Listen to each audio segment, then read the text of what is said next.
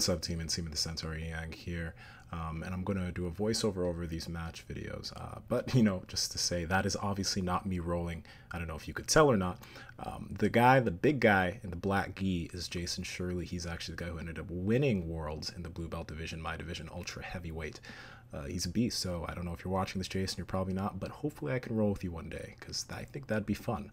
But obviously, I made a video about loss and failure because I lost my first match, so I want you guys to watch that video before you watch this one. Totally optional, but I definitely want you guys to check it out because I believe the message in that video is much more important than my match. I still want you to watch this, though. And also, I just wanted to mention, because I mentioned in that video, I've launched a podcast with a lifelong friend of mine, Brian Belaya. It is called We Don't Know Yet. Because we're very good places in our respective careers, and it's pretty much a podcast where we're going to be showing you guys our successes and our failures, showing you things that are working for us and helping us to move forward, and ideally we want to share these things to help you move forward too. And I believe that the process and the journey is much more important than the destination. 15 years from now, when we look back at this and see where we are, I just want you to be able to see how we got there, and that's what We Don't Know Yet's about. It's to help you. So I've had a little bit of wine so I can get through this match without crying. And yeah, let's just get into it. So this is my opponent, Jaquan Williamson. We were both going for grips. Right here, you can see that we're just both trying to get a handle on someone's collar or sleeve, and that was the intention, but that was actually my error in this match. I believe that I have a decent ground game, and I should have pulled guard immediately. I shouldn't have played grips with as much as I could or as much as I did with Jaquan. I should have just pulled guard, which was the big thing I learned from this match. I needed to pull guard. I shouldn't have played this top game with him because this will go on for about 5 minutes or 4 minutes. The match is 5 minutes and we were grip fighting for 4 minutes. But I was trying to go get his same side collar sleeve and maybe do I think it's called not a Seonagi. There's a few things with the same side collar sleeves in terms of the takedowns, but that's what I was going for. And the main reason why I was just very assertive and very adamant about not pulling guard was because when I talked to my coach Cassio, one of his big tips for me was, if you have an intention of doing something, continue to go for it no matter what your opponent does. Don't let them, have the assertiveness in the match. What just happened right there was actually, it would have been a very good opportunity for me. He did go for a takedown, but I was able to sprawl and be on top of him. If I took that position, we would have been in a very good place, but ended up being lost. Now, again, you'll see we're still continuing to go for each other's collar and sleeve. This game is being played too long, and to be perfectly honest, I hate matches like this. When I watch matches, I hate it when I see people standing so much, and in the back of my head, I'm like, one of you needs to pull guard, or this is just going to be a horribly boring match, which has happened here. That's what happened. It ended up being a super boring match, one of the matches I hate. So I think it's going to be coming up soon where Jaquan actually managed to do a takedown on me and get 2 points in terms of an advantage. It's going to come up soon, but let me explain that real quick before it happens.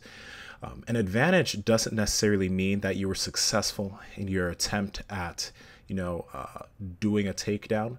It just means that you went for something and it pretty much almost worked, and because you went for it, you have an advantage. So, yeah, I think no, that's not it. That wasn't where it happened. We just ended up going out there.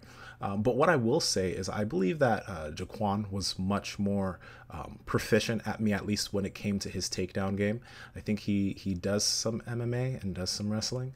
But he was more proficient with me. But I do believe that if I did take it to the ground, the match could have been a much different story. Hindsight's 2020. That doesn't matter. But again, like I'm saying, that's what I should have done.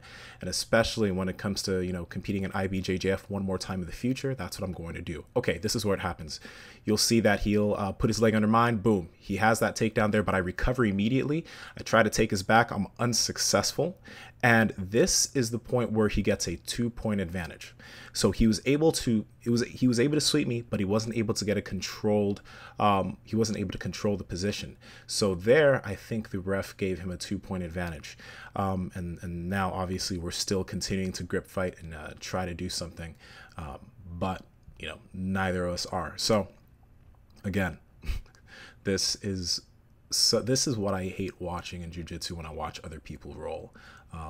And it sucks that I'm one of those guys right now, but it is what it is. And like I was saying, if I ever compete IBJJF again, because there's so many rules, the next time, if I can't manage a takedown within the first 30-40 seconds, I'm confident enough in my bottom game. Oh, that sounded weird. I'm confident enough in my bottom game where I think that I can, if I pull guard, I'll be okay. So at this point, I think the match, like you could see, he just looked at the scoreboard because he's looking at the time, and I'm probably going to be taking a look at the scoreboard too because I'm 2 points behind. He has a 2-point advantage. I don't have any type of advantage right now, and if the match continues this way, I absolutely will lose. That's why I'm going for takedowns so much right now, because if I don't get something, it's done. So again, 2-point advantage. I'm not managing any of my takedowns. Again, I have to drill them more. I need to be drilling my top game. But more important, I obviously believe that the bottom game, especially in jiu-jitsu, is more important because that's where you're going to be spending a majority of your time. Passing, maintaining guard, sweeping, all of that from the bottom was where my concentration is. And that's why, like I said, in other matches, that's obviously what I'm going to do. So yeah, he went for another takedown there, unsuccessful, but he wasn't able to really get on top.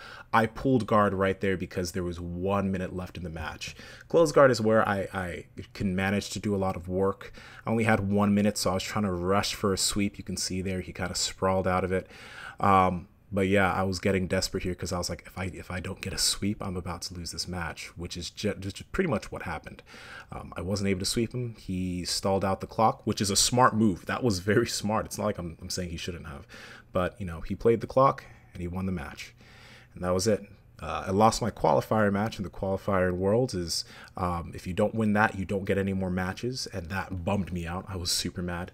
But I learned. I know what I need to do next time, especially when I go for this. I know what I'm going to be continuing to work on. Obviously, I'm going to be continuing to work on my up game or on my top game.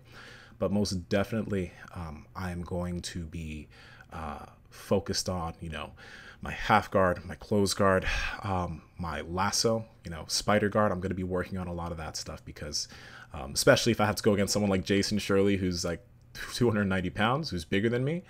I'm going to have to learn how to play bottom against somebody like that. So that's it, guys. This is Nsima the Centaur Yang from Break the Bar. Hope you enjoyed the video and the voiceover, and I'll talk to you all very, very soon.